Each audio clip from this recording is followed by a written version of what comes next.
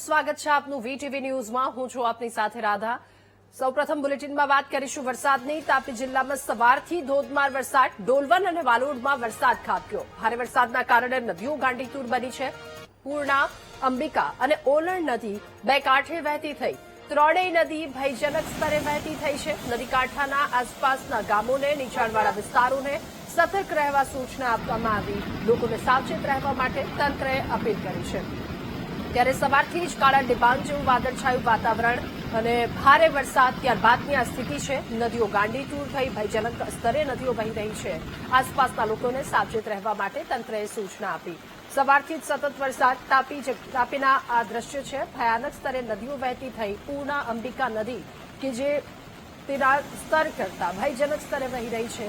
નદીકાંઠાના આસપાસના ગામોને એલર્ટ કરવામાં આવ્યા।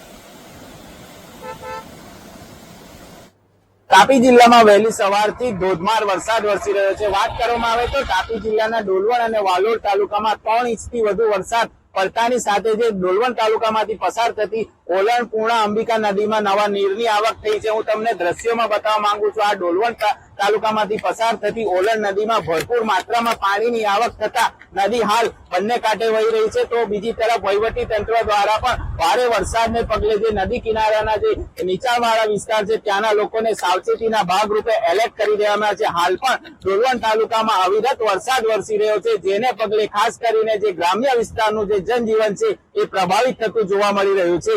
દીપક ગામિત, વીટીવી ન્યૂઝ, તાપી।